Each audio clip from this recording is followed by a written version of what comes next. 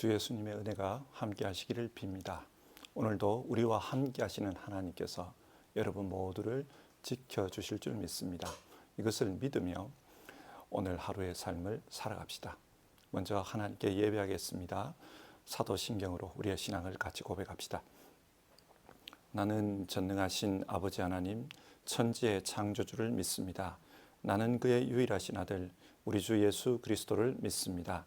그는 성령으로 잉태되어 동정녀 마리아에게서 나시고 본디오 빌라도에게 고난을 받아 십자가에 못 박혀 죽으시고 장사된 지 사흘 만에 죽은 자 가운데서 다시 살아나셨으며 하늘에 오르시어 전능하신 아버지 하나님 우편에 앉아 계시다가 거기로부터 살아있는 자와 죽은 자를 심판하러 오십니다.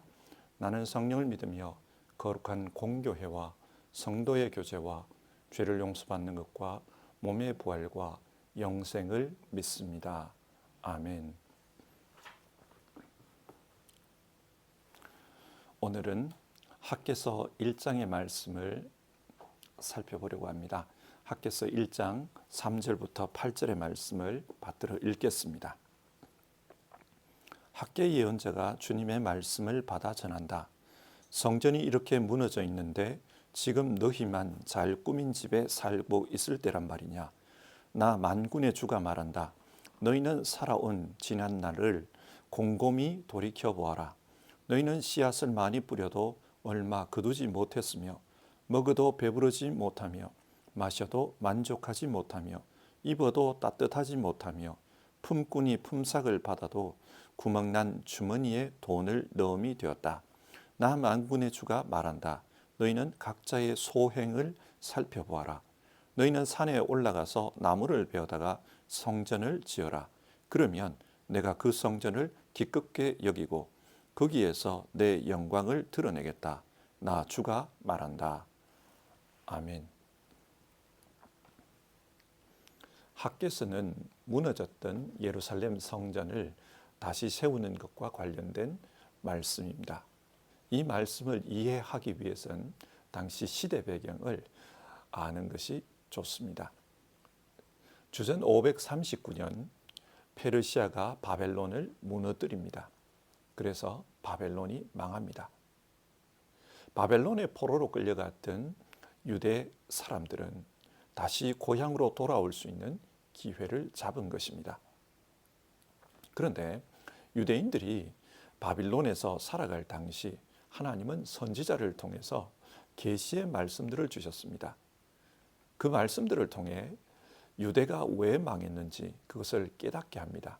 뿐만 아니라 앞으로 하나님께서 어떻게 유대 백성을 인도하실지도 말씀해 주셨습니다. 하나님은 유대가 다시 회복될 것이라고 하셨습니다. 고향으로 다시 돌아올 수 있다고 하셨습니다. 그리고 그 땅에 하나님께서 하나님의 통치가 이루어지는 그런 하나님의 나라가 임할 것을 비전으로 보여주셨습니다. 포로 상태에서 살던 유대인들에게는 이런 말씀이 꿈 같은 말씀이었습니다. 그런데 실제로 선지자들의 말처럼 유대 사람들이 다시 돌아올 수 있게 된 것입니다. 페르시아가 바빌론을 무너뜨렸고 페르시아의 고레스 왕이 고향으로 돌아가도 좋다. 유대인들에게 그런 포고령을 내렸습니다. 유대인들은 이런 상황을 마주하면서 감격했습니다. 정말 하나님께서 주신 그 예언의 말씀대로 역사가 진행되는구나. 놀라움을 금할 길이 없었습니다. 그들은 하나님을 믿는 믿음에 열심이 있었습니다. 그래서 유대 땅으로 돌아온 다음에 제일 먼저 한 일이 하나님의 집을 짓는 일이었습니다. 하나님께서 우리와 함께 하신다. 이것을 사람들에게 공포하자. 성전을 지음으로써 이것을 공포하자. 그렇게 보여주려고 했던 것입니다. 그런데 이 성전 건축은 생각처럼 쉽지가 않았습니다. 우선 팔레스타인에 살던 주변 민족들이 성전 건축을 결사적으로 반대했습니다. 유대인들이 성전을 짓고 그 성전을 중심으로 다시 결집하면 팔레스타인에서 자신들이 누리던 기득권에 심각한 타격이 온다. 그렇게 생각했기 때문입니다. 그래서 그 땅에 살고 있던 이방인들은 유대인들을 음해하는 상소를 페르시아 왕에게 올립니다. 그리고 페르시아 왕은 성전 건축을 중단시키라는 명령을 내립니다. 이렇게 해서 16년 동안 성전 건축 공사가 중단이 되었습니다. 그러는 가운데 하나님은 학개와 스가랴 선지자를 보내 다시금 성전을 건축하라 그렇게 말씀합니다. 그래서 성전 건축이 다시 시작되는데 이것이 학개서의 배경입니다. 자, 그러면 오늘 본문 내용을 함께 살펴보겠습니다. 먼저 1장 1절을 보면 다리우스 왕 2년 6월 1일 그때 하나님의 말씀이 학개 선지자에게 임했다고 합니다. 다리우스 왕 2년이 언제냐? 주전 520년입니다. 그러면 그때 하나님께서 무슨 말씀을 하셨는가? 2절을 보면 이 백성이 말하기를 때가 되지 않았다. 주님의 성전을 지을 때가 되지 않았다고 한다. 이 말씀은 하나님께서 당시 사람들이 하던 말들을 인용한 것입니다. 당시 사람들은 아직은 성전 지을 때가 아니다. 그렇게 말하고 다녔다는 것입니다. 자, 그러면 왜 그런 말을 했을까요? 포로에서 돌아온 사람들은 이방 땅에서 성공해서 금이 환영한 것이 아닙니다. 포로로 살다가 돌아왔습니다. 그렇기 때문에 돌아왔을 때 경제적으로 굉장히 힘들 수밖에 없었습니다. 그래서 우선은 이 유대 땅에서 생활 터전을 마련하는 것이 급했습니다. 땅도 확보해야 하고 그리고 농사 지을 수 있도록 일구어야 합니다. 뿐만 아니라 집도 지어야 합니다.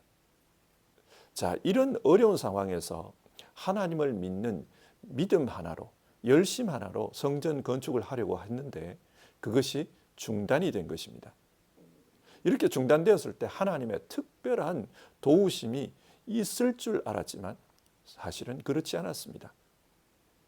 그래서 유대인들은 지금은 하나님의 때가 아닌가 보다 그런 생각을 하게 된 것입니다.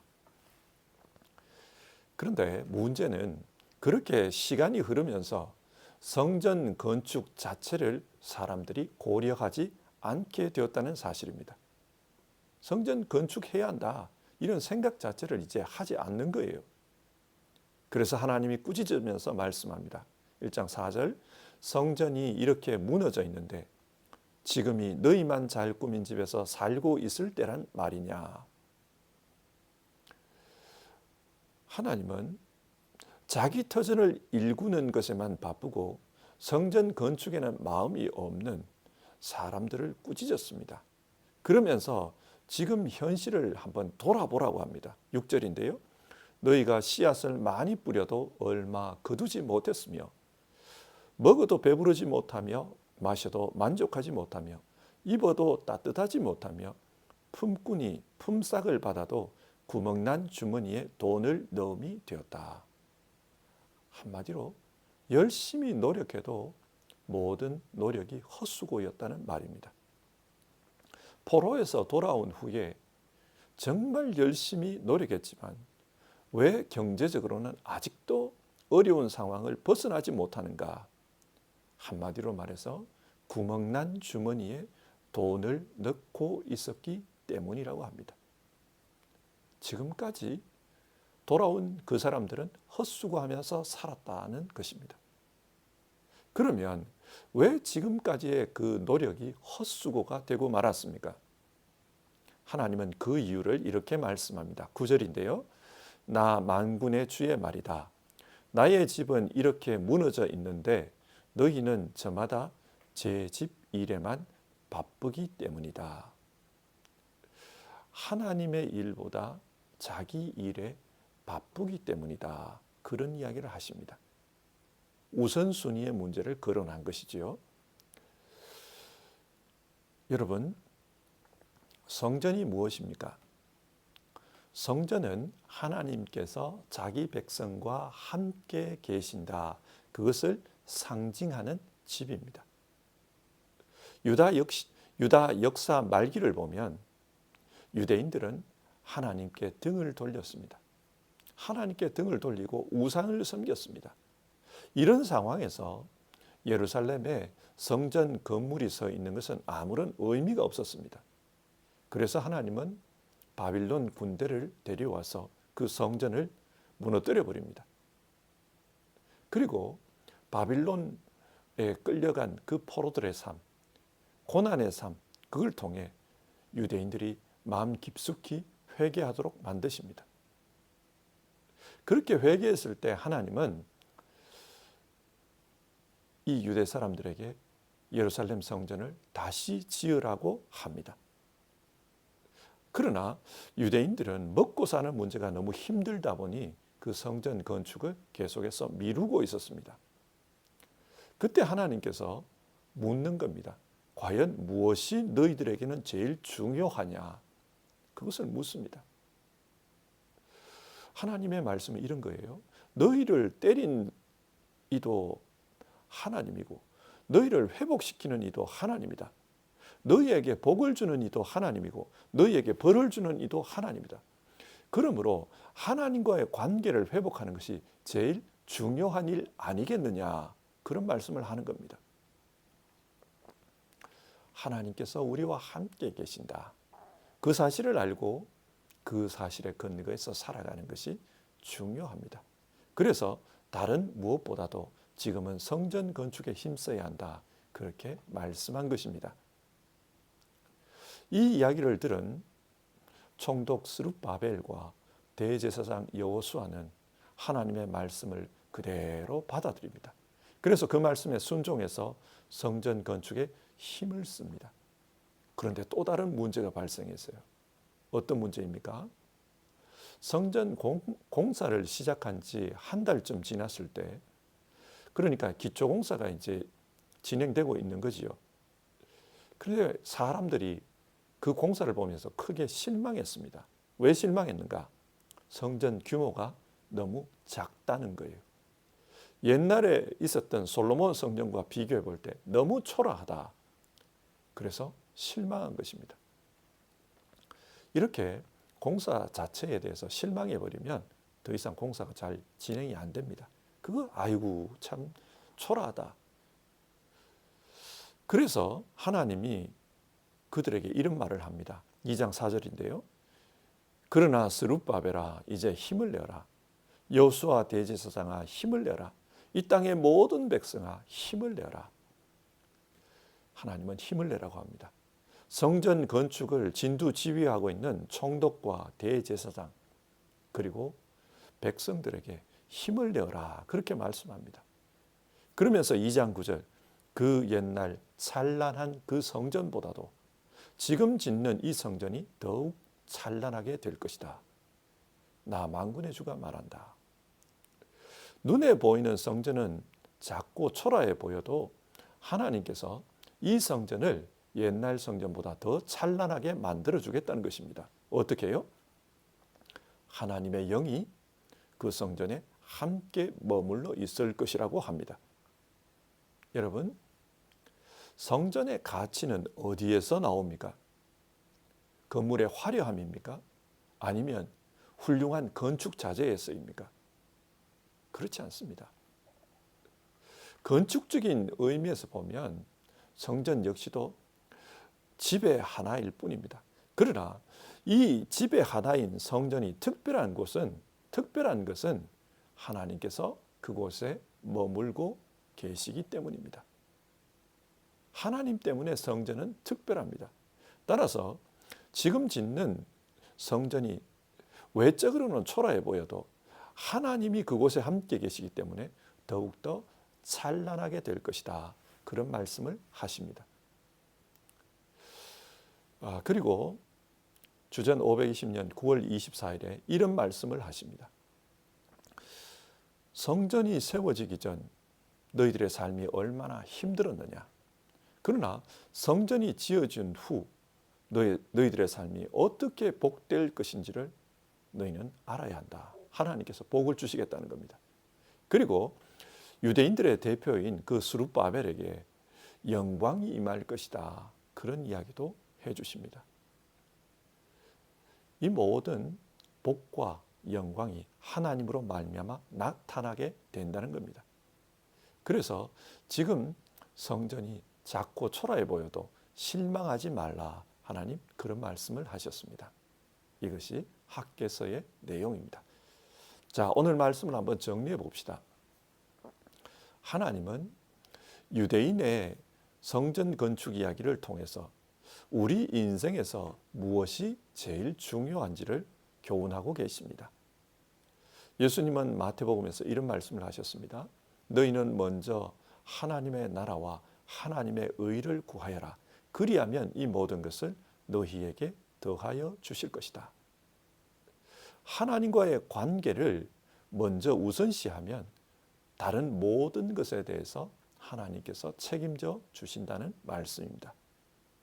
사람들은 무엇을 먹을까? 무엇을 마실까? 무엇을 입을까? 이런 문제가 중요합니다. 그래서 이런 문제에 대한 걱정이 마음에서 떠나지를 않습니다. 이런 걱정이 마음을 지배하다 보면 하나님과의 관계에 소홀해지기 쉽습니다. 그래서 하나님은 말씀하신 거예요. 하나님과의 관계에 신실하면 다른 모든 문제는 하나님께서 해결해 주실 것이다. 그렇게 말씀하신 겁니다. 우리는 하나님과의 관계에 신실한 것이 중요합니다. 그런데 어떻게 하나님과의 관계에 신실할 수 있습니까? 오늘 말씀은 우리 자신이 하나님의 집이 되어라는 것입니다.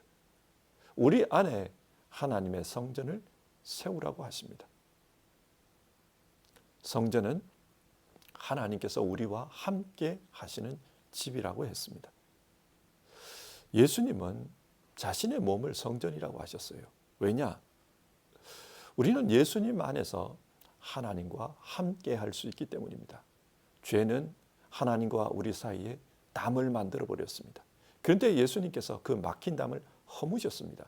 그래서 예수님 안에서는 하나님과 우리가 함께 할 수 있습니다. 따라서 우리가 하나님과의 관계에 신실하게 산다는 것은 예수님 안에서 살아가는 것입니다. 좀 더 구체적으로 말하면 예수님을 믿고 예수님의 제자로 사는 것입니다. 그렇게 살 때 하나님과의 관계에 신실할 수 있습니다. 그리고 고린도전서 6장 19절과 20절 성경은 우리의 몸이 성령의 전이라고 합니다. 성령께서 우리 안에 계십니다. 따라서 우리의 몸은 성령이 머무시는 성전입니다. 그러므로 하나님과의 관계에 신실하다는 것은 우리가 성령 충만한 삶을 사는 것입니다. 육신의 욕망을 따라 사는 것이 아니라 성령의 인도하심을 따라 살면서 성령의 열매를 맺는 것입니다. 사랑, 희락, 화평, 오래 참음, 자비, 양선, 충성, 온유, 절제, 성령의 열매를 맺으면서 성령 충만한 삶을 사는 것, 그것이 하나님과의 관계에 신실한 것입니다. 때로는 우리도 우리 자신의 일에 급급할 때가 있습니다. 그래서 하나님과의 관계에 무심할 때도 있습니다. 마치 학계 시대에 유대인들이 먹고 사는 일에 급급해서 하나님의 성전 건축을 방치해 둔 것처럼 말입니다. 성도 여러분, 오늘 하루를 살면서 하나님과의 관계에 신실하겠다. 그런 결심을 해봅시다. 그리고 예수님의 제자로서 정말 예수님 따르는 삶을 살겠다. 성령 충만한 삶을 살겠다. 그런 생각을 하며 오늘 하루의 삶을 살아갑시다. 우리 같이 기도하겠습니다. 하나님, 우리가 사는 세상은 경쟁이 참 치열한 세상입니다. 그래서 그 경쟁에서 이기기 위해 살아가다 보면 때로는 하나님에 대해 무심할 때가 생깁니다. 오늘 말씀을 읽으며 하나님과의 관계에 신실한 우리가 되기를 다시 한번 기도합니다.